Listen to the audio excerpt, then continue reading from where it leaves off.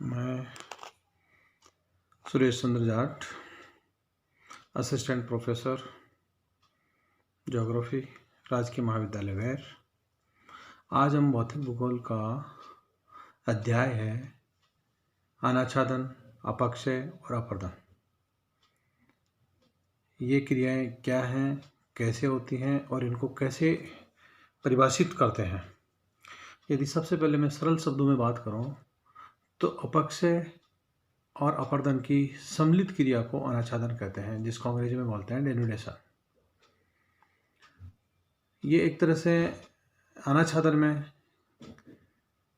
दोनों क्रियाओं के साथ साथ, यानी कि अपक्षय और अपर्दन की क्रियाओं के साथ साथ वर्त स्तर पर जो मास मूवमेंट है या स्लाइडिंग्स है या और भी किसी प्रकार का कोई भी अपर्दनात्मक कार्य है, उन सबको इसमें शामिल किया जाता है।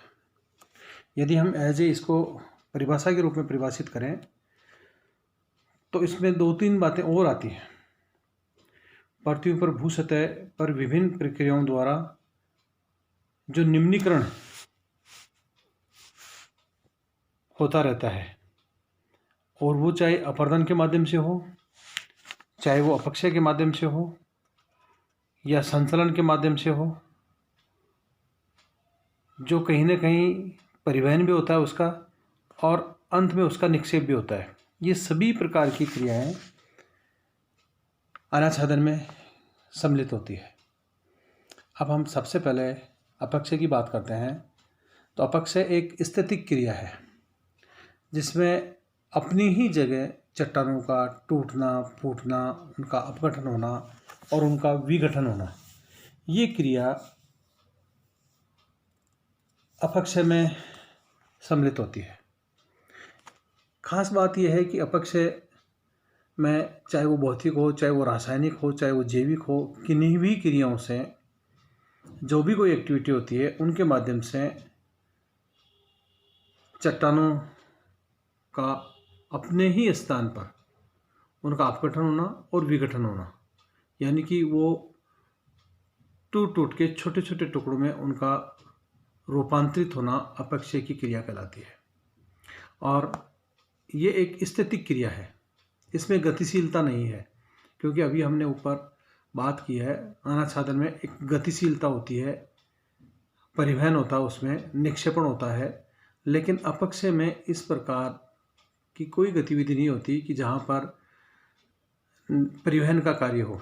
लेकिन फिर भी कई मर्तबा ये होता है कि जैसे बड़ी चट्टान है और उसका अपघटन हो रहा है, वो विघटित हो रही है, वो टूट रही है, तो वहाँ से मलबा, जिसको डेब्रिस कह सकते हैं, वो हल्का सा खिसकेगा, वहाँ से हटेगा, तभी फिर कंटिन्यू उसके ऊपर फिर अपक्षय की क्रिया होगी और फिर वो चट्टान जो है वो कमज़ोर होगी, कमतर होगी, और फिर वो विघटित होगी और टूटेगी और वो छोटे आकार में बनेगी, और फिर वहाँ से फिर थोड़ा सा मलबा हटेगा। तो यदि हम एक माइनर रूप में देखें तो हल्की सी गतिशीलता होती है, लेकिन उसको हम गतिशीलता में काउंट नहीं करेंगे। अब हम बात करते हैं जैसे कि अपक्षय कितना प्रकार का होता है। तो मोटे रूप से दो तीन प्रकार के होते हैं, भौतिक है, रासायनिक है और जैविक है।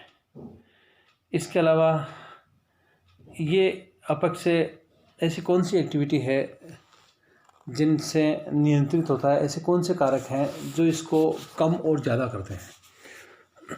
उनमें बात आती है जैसे सेल की संरचना, चट्टानों की संरचना कैसी है, वो कठोर हैं या मृदुल हैं या किस प्रकार का उनका संयोजन है, इस पर निर्भर करता है कि अपक्षय की दर क्या होगी।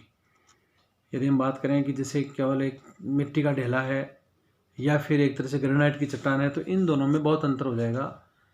ग्रेनाइट की चट्टान बहुत धीरे धीरे टूटेगी, जबकि मिट्टी का जो ढेला होगा, सामान्यतः सिलिका का जो ढेला होगा या जो डगल होगा, एक तरह से कह सकते हैं, वो बहुत जल्दी बिखर जाएगा, उसका अपघटन जो है वो बहुत जल्दी हो जाएगा, उसका विघटन जो है वो बहुत जल्दी हो जाएगा। दूसरी चीज़ है स्थलाकृति। तीसरा जो बिंदु है वो है जलवायु। जलवायु का फैक्टर भी बहुत महत्वपूर्ण है अपक्षय में।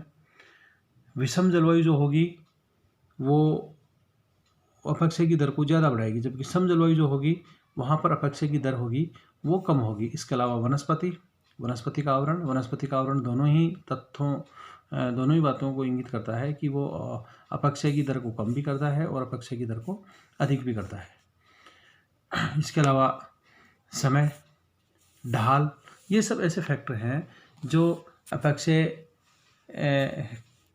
कितना होगा और कैसे नियंत्रित होगा, इन सब को ये सारे फैक्टर्स तय करते हैं। इसके बाद में बात आती है अपर्दन की। अपर्दन में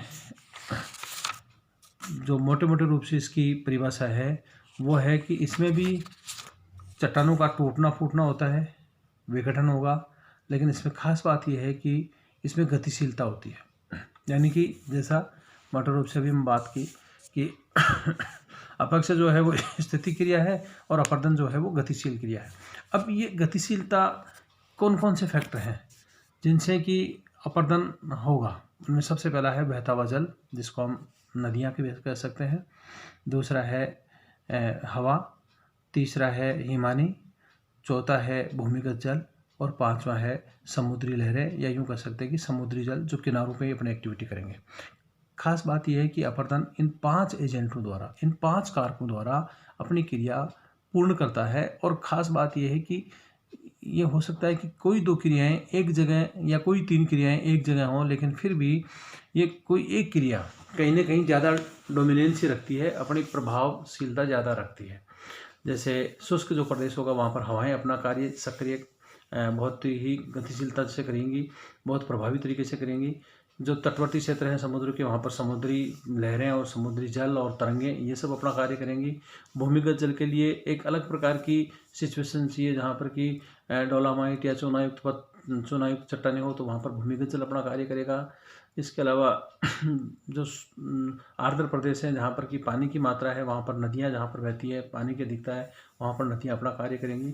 और जहाँ पर बर्फ़ जमती है, बर्फबारी होती है, वहाँ पर हिमानी अपना कार्य करेंगी। तो इस प्रकार से ये 5 एजेंट मुख्य एजेंट हैं जो कंटिन्यू अपना कार्य करते रहते हैं और उच्चतर भाग को निम्नतर भाग पे, यानी कि अपरदित कर करके पदार्थों का और उसका परिवहन करके और निम्नवर्ती क्षेत्रों में उसका निक्षेपण करते रहते हैं। और इस प्रकार से इनमें कई प्रकार की भूआकृतियाँ, जिनको हम तृतीय प्रकार के उच्चावच कह सकते हैं, वो सामने आते हैं। अपर्दन से बनने वाली क्रियाएँ अलग होंगी। परिवहन के टाइम पर भी कुछ स्थलाकृतियों का निर्माण होता है और निक्षेपण से भी बहुत सी स्थलाकृतियाँ बनती हैं।